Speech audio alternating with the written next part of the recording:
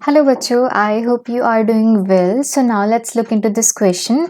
इस क्वेश्चन में हमसे बोला गया है कि हम ब्लड को क्यों कंसीडर करते हैं एज अ कनेक्टिव टिश्यू। तो देखो, जो कनेक्टिव टिश्यू है एंड जो ब्लड है वो दोनों ही मेसोडर्मली डिराइव्ड हैं।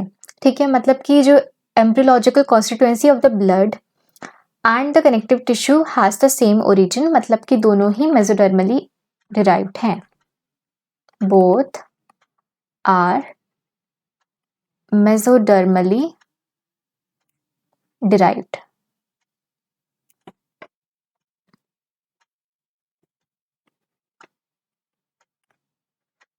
ठीक है, इसके अलावा कनेक्टिव टिश्यू के पास मैट्रिक्स है। कनेक्टिव टिश्यू के पास मैट्रिक्स है, बट ब्लड के पास भी तो मैट्रिक्स है ना, in the form of the plasma.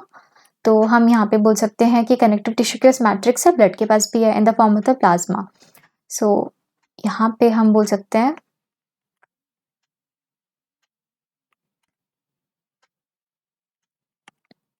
ठीक है, ब्लड के पास क्या है, प्लाज्मा, जो कि क्या है, it is a viscous fluid forming the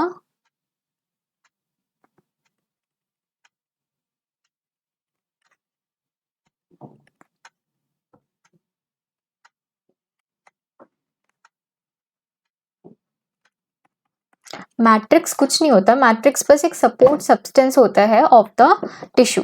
ठीक है, इसके अलावा अगर हम फंक्शंस की बात करें, देखो अगर हम कनेक्टिव टिश्यू के फंक्शंस की बात करें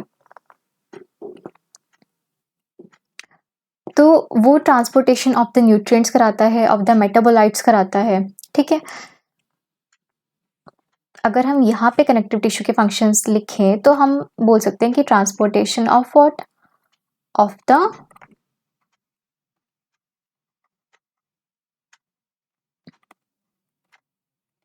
द न्यूट्रिएंट्स, मेटाबोलाइट्स। ठीक है, और ये एक स्ट्रक्चरल सपोर्ट प्रोवाइड करता है। तो हम क्या लिख सकते हैं कि it helps in the binding, protecting and insulating.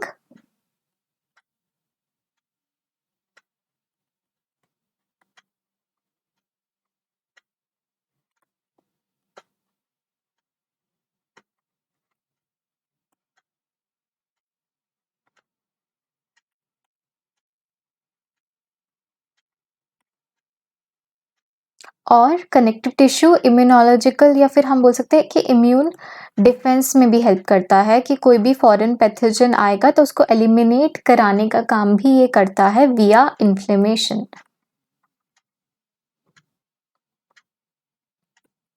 ठीक है, यहाँ पे मैंने ये सब क्या लिखा है, ये सब मैंने कनेक्टिव टिश्यू के रोल्स लिखे हैं।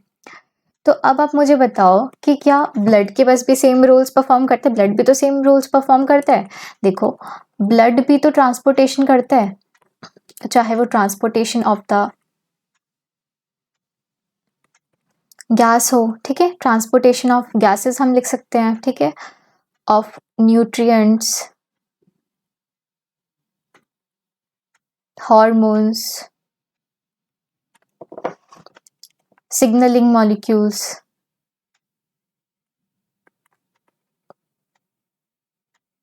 और आपको पता है कि ब्लड के पास सेल्स होते हैं। कौन से सेल्स होते हैं? उनके पास आरबीसीज होते हैं, डब्ल्यूबीसीज होते हैं, प्लेटलेट्स होते हैं। अगर हम डब्ल्यूबीसीज की बात करें तो आप मुझे बताओ कि डब्ल्यूबीसीज का रोल क्या होता है? कि कोई भी बाहर से कोई भी फॉरेन पैथोजन आए तो वो या तो उसको फेगोसाइटाइज कर लेंगे, या फिर देखो वहाँ पे फेगोसाइटोसिस होता है, जिसकी वजह से अगर कोई बैक्टीरिया होते हैं तो उसको लाइज कर लेंगे। ठीक है, एग्जाम्पल अगर हम न्यूट्रोफिल्स की बात करें तो वो लाइज कर देंगे उसे। ठीक है, तो और अगर मोनोसाइट्स की बात करें सो वो क्या करते हैं, they become the macrophages later on, और वो भी एलिमिनेट करवा देंगे कोई भी, अगर बाहर से कोई फॉरेन पैथोजन आएगा। तो हम क्या बोल सकते हैं कि, तो हम ये बोल सकते हैं कि जो डब्ल्यूबीसीज हैं वो भी तो इम्यून डिफेंस में काम करते हैं, तो इनका फंक्शन, ब्लड में जो डब्ल्यूबीसीज है इसका फंक्शन, और जो कनेक्टिव टिश्यू है ये फंक्शन भी सिमिलर हो गया, ये फंक्शन भी सिमिलर हो गया।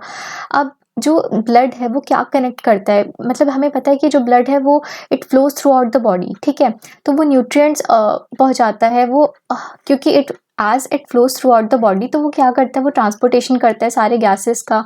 हम बोल सकते हैं कि it helps in binding also. तो अब आप मुझे बता दो कि ये सारे फंक्शंस जो ब्लड के हैं और जो कनेक्टिव टिश्यू के हैं दे आर सिमिलर, और क्योंकि दोनों हैं मेसोडर्मली डिराइव्ड हैं, दोनों की ओरिजिन सेम है और दोनों के पास मैट्रिक्स है, ठीक है, दोनों के पास मैट्रिक्स है, तो इसलिए ही हम ब्लड को as a connective tissue consider करते हैं। So I hope you understood it well and all the best.